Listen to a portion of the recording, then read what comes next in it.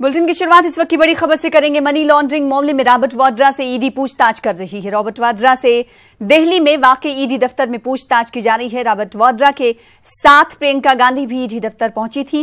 गौरतलब है कि ईडी ने हाल ही में रॉबर्ट वाड्रा के करीबी सुनील अरोड़ा को गिरफ्तार किया था। तो इस पूरे मामले पर बातचीत करेंगे और दिल्ली का रुख करेंगे। हमारे साथ हमारे नुमाइंदे शंकर आनंद जुड़ चुके हैं। शंकर आनंद, क्या कुछ जानकारी मिल पा रही है? रॉबर्ट वाड्रा ईडी दफ्तर में मौजूद हैं, किस तरह से पूछताछ उनसे की जा रही, क्या कुछ जानकारी बाहर निकल कर आ पाई?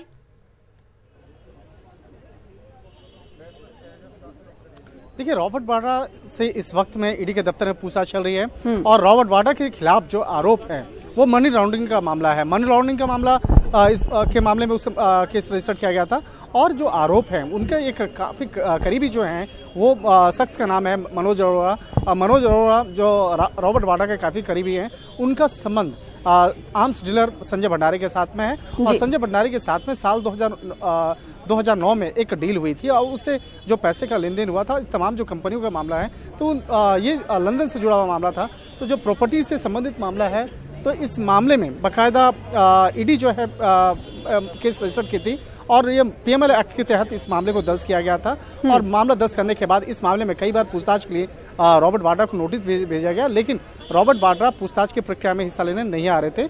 लिहाजा जब ये मामला जब कोर्ट पहुंचा था, कोर्ट ने बाकायदा इस मामले पर निर्देश दिया कि अगर आपको कुछ कहना है इस मामले में तो आप इन्वेस्टिगेशन ज्वाइन कीजिए और इन्वेस्टिगेशन ज्वाइन करने के बाद आप इस मामले की तमाम जो जानकारी है आप इन्वेस्टिगेशन कर्ता को दीजिए। लिहाजा मामले की गंभीरता को देखते हुए रॉबर्ट वाड्रा जो है इन्वेस्टिगेशन ज्वाइन करने के लिए पहुंचे। आज 4 बजे यहाँ पर पहुंचे और उसके बाद पूछताछ की प्रक्रिया में हिस्सा लिए हैं। तकरीबन 7 ईडी के जो अधिकारी हैं वो बाकायदा पूछताछ की प्रक्रिया में जुटे हुए हैं और जो इस मामले में पूछताछ कर रहे हैं तकरीबन 40 से 50 सवालों की फहरिस्त बाकायदा वो तैयार है जिस मामले में पूछताछ चल रही है और इस मामले में जल्द ही ईडी जो है कई और लोगों से पूछताछ करेगी। तो इतना तो स्पष्ट है कि आने वाले वक्त में रॉबर्ट वाड्रा की जो मुश्किलें हैं वो बढ़ने वाली हैं और सिर्फ एक ही मामला नहीं है, इस मामले में मनी लॉन्ड्रिंग से जुड़ा हुआ जो मामला है और ब्लैक। शंकर आनंद, क्या इसे इत्तेफाक समझा जाए आज उनकी अहलिया प्रियंका गांधी जनरल सेक्रेटरी के ओहदे को संभालने से पहले वो ईडी दफ्तर पहुंची, उन्होंने अपने शौहर को यहां पर ड्रॉप किया और उसके बाद उन्होंने जनरल सेक्रेटरी का ओहदा संभाला। इधर ईडी इनसे पूछताछ कर रही है। अगर इस पूछताछ के बारे में आपसे सवाल करें तो ये पूछताछ कब तक जारी रहेगी, कुछ इस ताल्लुक से इत्तलात?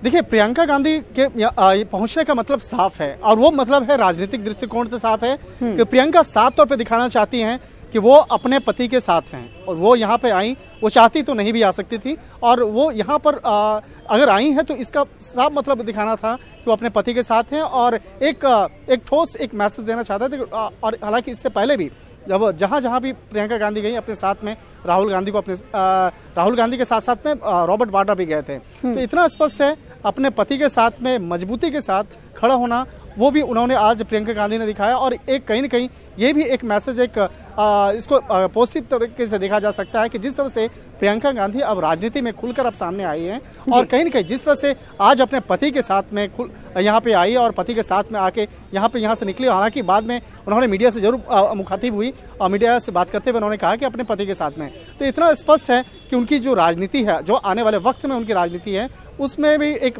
मैसेज देने का प्रयास कर रही हैं और इसी के चलते यहाँ पे आज वो आई थी। जी, कब तक ये पूछताछ चलने वाली, कुछ इस ताल्लुक से जानकारी पता चल पाई है शंकर आनंद? देखिए, सवालों की जो फहरिस्त है तकरीबन 40 से 50 सवाल, जैसा कि हमारे सोर्स बता रहे हैं कि 40 से 50 सवाल हैं, लेकिन आज उन तमाम सवाल पर पूछताछ नहीं हो सकती है। तो हो सकता है कि आज वक्त से पहले निकल सकते हैं। हालांकि अनुमान लगाया जा रहा था तकरीबन 8 बजे तक ये पूछताछ चलेगी, लेकिन अभी ईडी के दफ्तर के ठीक बाहर आप देख सकते हैं यहाँ पर अब यहाँ पे थोड़ी सी गहमागहमी बढ़ी है।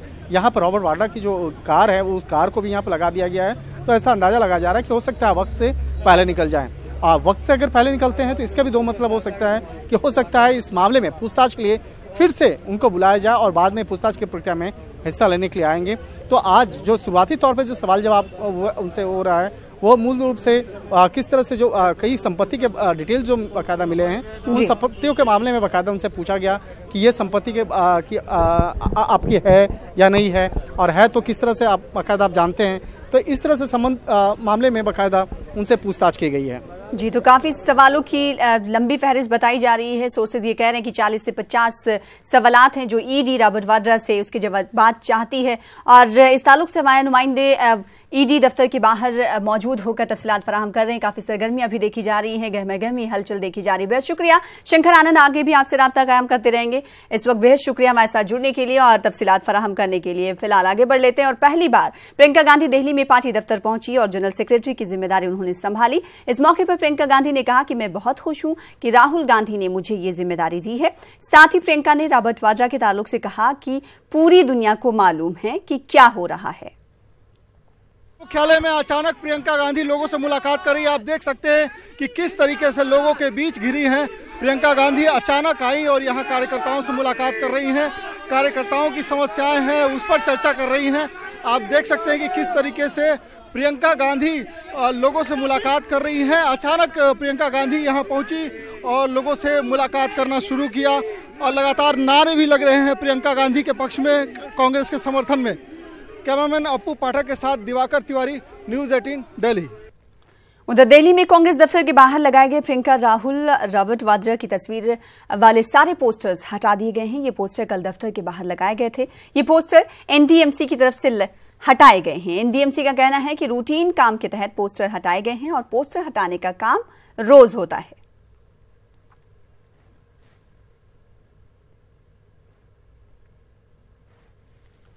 बीजेपी तर्जुमान संबित पात्रा ने कांग्रेस सदर राहुल गांधी के बहनोई रॉबर्ट वाड्रा पर इल्जाम लगाया है कि उन्होंने पेट्रोलियम और दिफाई डील में कमीशन लिया था। कमीशन से हासिल रकम से उन्होंने लंदन में प्रॉपर्टी खरीदी है। दिल्ली में मीडिया से खिताब करते हुए संबित पात्रा ने राहुल गांधी पर 5,000 करोड़ के गबन का भी इल्जाम लगाया। जब हम जगह टीवी ऑन किया तो हमने देखा 2 अपराधियों के पोस्टर लगे हुए थे कांग्रेस पार्टी के दफ्तर के सामने। दोनों ही अपराधी बेल पे बाहर है।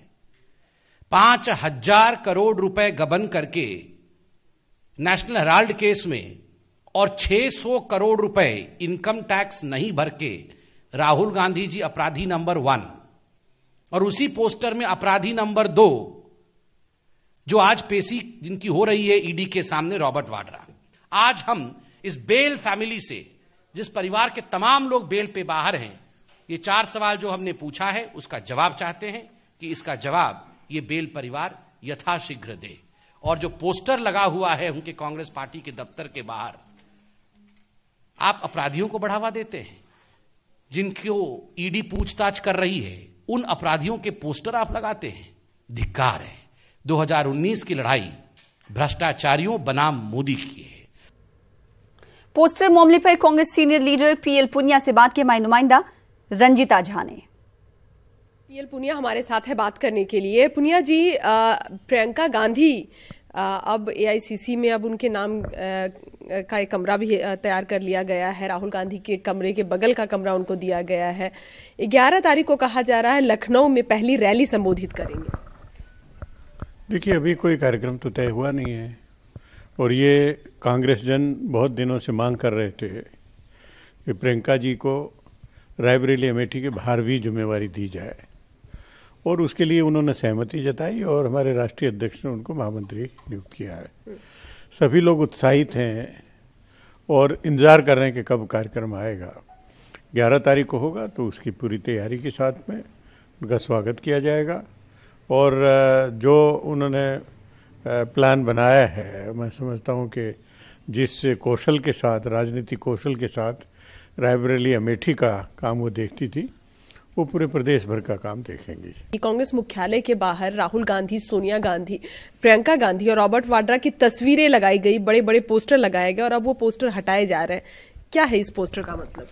देखिए, पोस्टर लगाना ये भारतीय जनता पार्टी का खेल है और कोई राजनीतिक पोस्टर हैं तो राजनीतिक दृष्टि से, राजनीतिक मैसेज के लिए होते हैं और आज के दिन इस तरह के पोस्टर उन्होंने लगाए हैं। लेकिन भारतीय जनता पार्टी अपने मंसूबों में कामयाब नहीं होगी। न्याय प्रणाली है,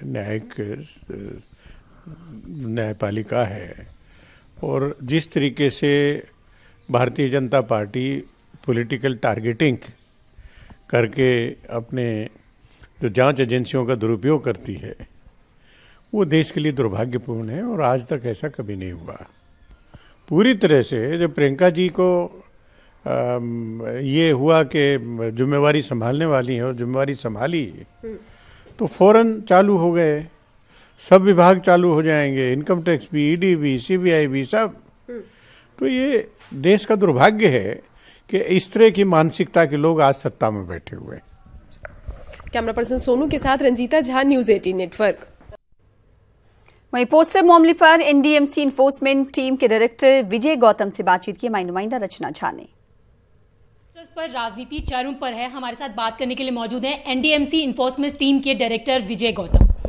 गौतम जी, जिस तरीके से कांग्रेस मुख्यालय पर पोस्टर लगाए गए थे उसको हटा दिया गया, कांग्रेस का आरोप है कि एनडीएमसी ने इन पोस्टर्स को हटवाया है।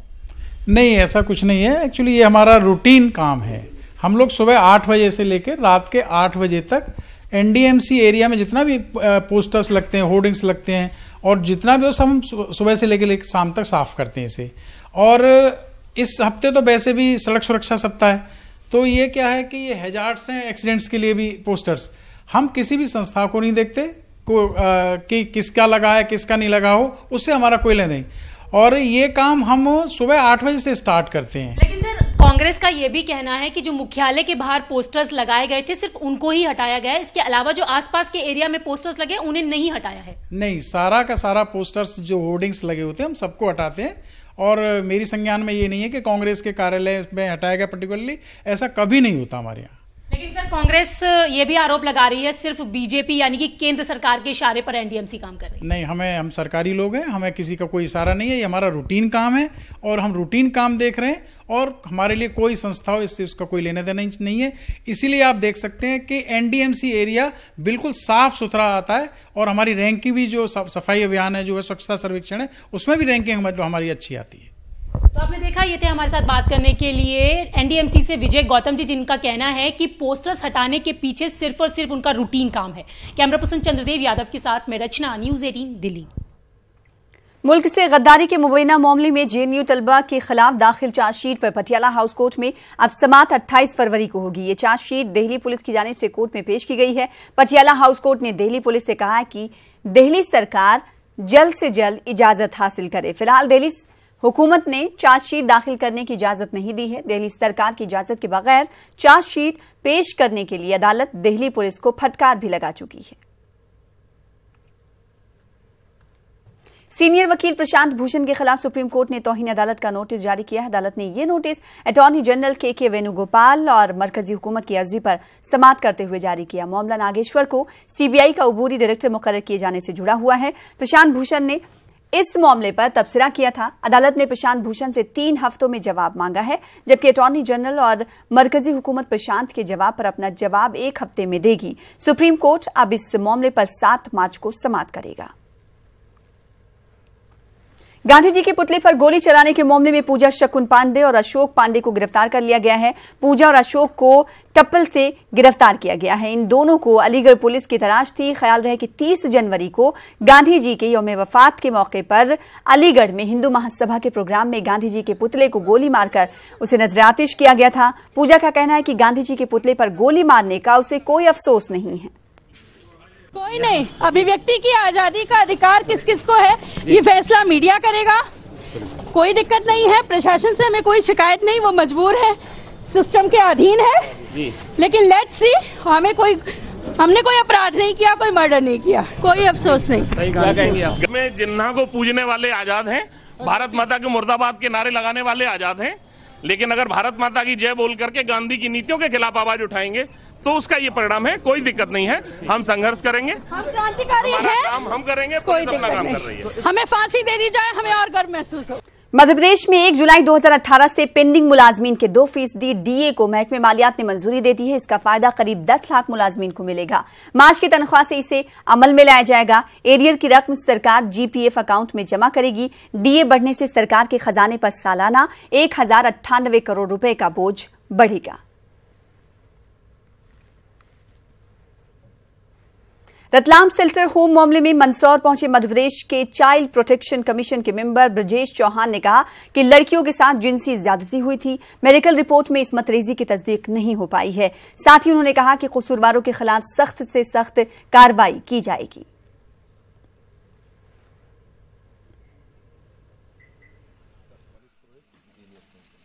वो बिल्कुल मैंने कल मीडिया के सामने जो कहा है मैं पुनः आपके सामने भी कह देता हूँ। वहाँ जो चीज़ निकल के आई है कि निश्चित तौर पर बालिकाओं के साथ यौन शोषण भी हुआ है और शोषण की भाषा में कहें तो बहुत दुर्व्यवहार भी हुआ है अनुचित तरीके से। लेकिन जहाँ 6 साल की बच्ची के साथ दुष्कर्म जैसी घटना की बात आ रही थी, वो उनके साथ मेडिकल रिपोर्ट आ गई, उसमें कहीं दुष्कर्म जैसी बात नहीं है। यौन शोषण जी, यौन शोषण हुआ है और काफ़ी दुर्व्यवहार हुआ है बच्चों के साथ, और जो कि नहीं होना चाहिए था, गंभीर घटना है। और इसमें जो भी दोषी होगा उसके खिलाफ प्रशासन अपनी कार्रवाई कर रहा है और हमें भी अन्य बिंदु कहीं दिखेंगे तो हम उन पे हमने निर्देश दिए हैं और आप काउंसलिंग हम कराएंगे, बच्चों से बात करेंगे। कहीं और चीज भी निकल के आती है तो उसमें भी हम निर्देश। वजीर पीसी शर्मा ने इमारत के रंग रोगन को लेकर तर्क दिया है। इमारत से बीजेपी लीडर कुर्सी और नल तक ले गए, इसलिए नए वुजरा के शिफ्ट होने से पहले बंगलों में काम चल रहा है। शरद श्रीवास्तव ने बंगले का जायजा लिया।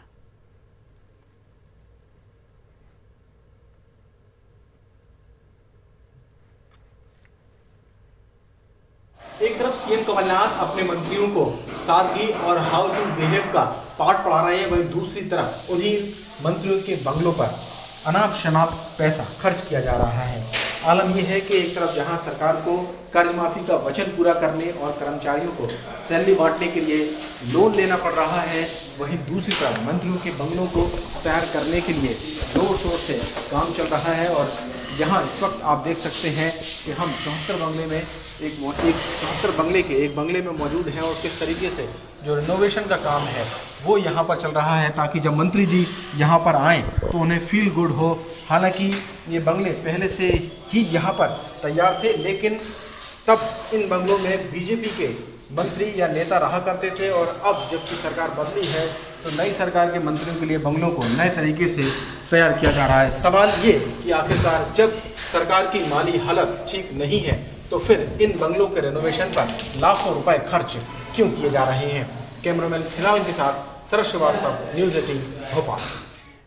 अमरिया के कलेक्टर अमरपाल सिंह के कांग्रेस के टिकट पर लोकसभा इंतखाब लड़ने की बात कही जा रही है। साथ ही उनकी अहलिया भी टिकट के दावेदारों में शामिल हो गई हैं। कयास लगाए जा रहे हैं कि कलेक्टर अमरपाल सिंह को कांग्रेस शहडोल पार्टी पार्लिमानी हल्के से उम्मीदवार बना सकती है। गौरतलब है कि असेंबली इंतखाबात के दौरान अमरपाल की अहलिया परमीला सिंह बीजेपी छोड़कर कांग्रेस में शामिल हो गई थी। उधर बीजेपी ने कहा कि कांग्रेस ने परमीला सिंह को पार्टी में शामिल होने का इनाम दिया है।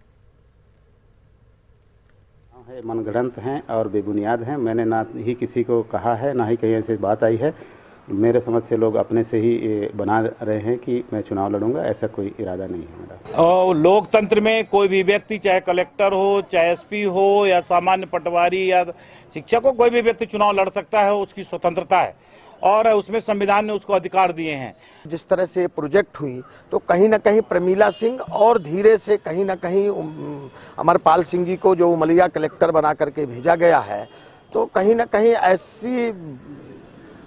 ऐसे संकेत मिल रहे हैं कि मे बी पासबिल की ये शहडोल संसदीय निर्वाचन क्षेत्र से प्रत्याशी हो सकते हैं। हित में ठीक नहीं है। एक जिम्मेदार व्यक्ति कलेक्टर होता है, जिले का मालिक होता है और उसको तो सब पर बराबर ध्यान होना चाहिए। जब आप चुनाव लड़ेंगे तब आप देख लीजिए अपने हिसाब से कि क्या करना है आपको, लेकिन आप जिला दंडाधिकारी हैं वर्तमान में, आपको सबके ऊपर बराबर न्याय करना पड़ेगा और आपसे सबके मतलब आप उनसे सबकी अपेक्षा भी होती है कि भाई आप हमारे पर सब पर न्याय करें।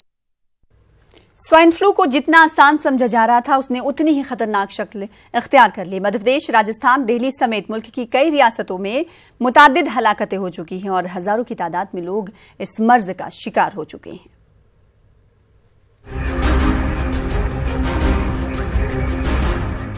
मुल्क भर में आजकल खामोश मौत दस्तक दे रही है, जिसकी चपेट में अब तक सैकड़ों लोग आ चुके हैं और हजारों अफराद में मरज की तशखीस हो चुकी है। जी हां, हम बात कर रहे हैं H1N1 वायरस यानी स्वाइन फ्लू की। वैसे तो तमाम रियासतों में इस वायरस ने आम लोगों और महकमे सेहत की नाक में दम कर रखा है, लेकिन रिपोर्ट की माने तो 2018 में सिर्फ मध्य प्रदेश में 27 अफराद हलाक हुए, जबकि 149 लोगों में मरज की तशखीस हुई।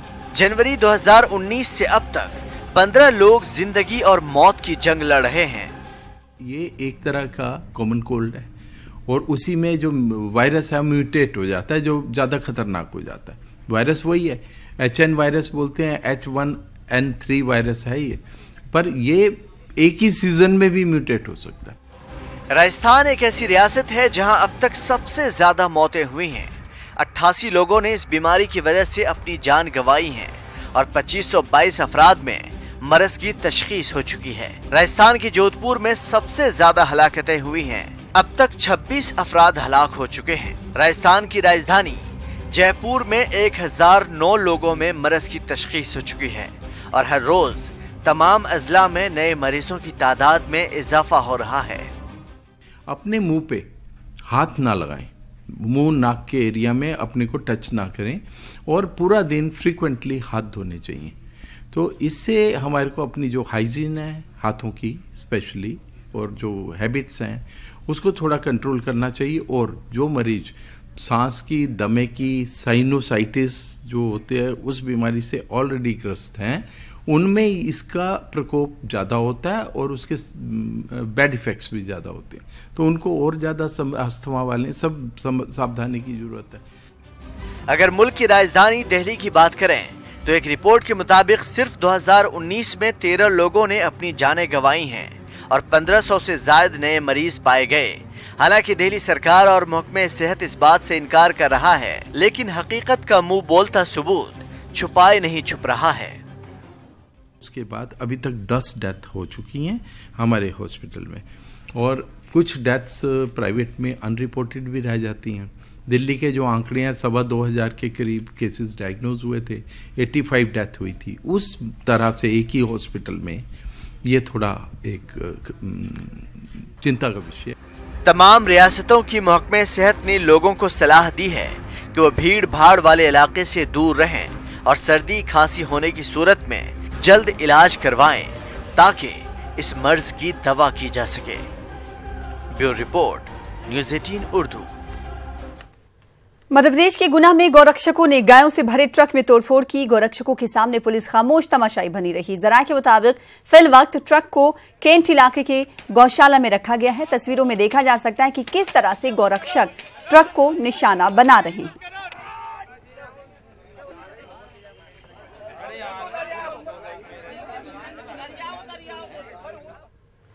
आठ फरवरी को छत्तीसगढ़ का बजट आने वाला है। कांग्रेस की भूपेश सरकार से कोरबा के अवाम को क्या कुछ उम्मीदें हैं, आइए सुनते हैं। सरकार है वो नई सरकार आने से उम्मीदें थोड़ी उनसे ज़्यादा है। ज़्यादा करके अब किसानों का तो मेहरबान हो ही गए हैं। अब रही बात युवाओं के रोजगार को उनको अवसर दे और जो है महंगाई पे कमी लाए, शिक्षा पे थोड़ा मतलब गुणवत्ता सुधार हो और ये सब तमाम छोटी मोटी जो ज़रूरतें हैं जिनको दरकिनार कर दे या ज़्यादा है। इस साल बजट में उम्मीद है ये सब महंगाई वगैरह ये सब पे नहीं आता। अहम मुद्दा है कि शिक्षा में है। दूसरा यहाँ पे जो जितने मात्रा में जो सामान बढ़े हुए हैं उसके भी ऊपर थोड़ा सा कम होनी चाहिए, वेट कम होनी चाहिए। और किसानों का जो सब्जी है जितने भी है, टमाटर है और आपका जितने भी खनिज के सामान हैं उसमें भी कम होनी चाहिए और किसानों को फ़ायदा होनी चाहिए। और चौथी चीज़ ये बोलता हूँ मैं कि यहाँ पे सरकार ने एक वादा किया है कि लाइट के लिए हाफ करेंगे। उसके लिए मैं सरकार से मांग करूँगा कि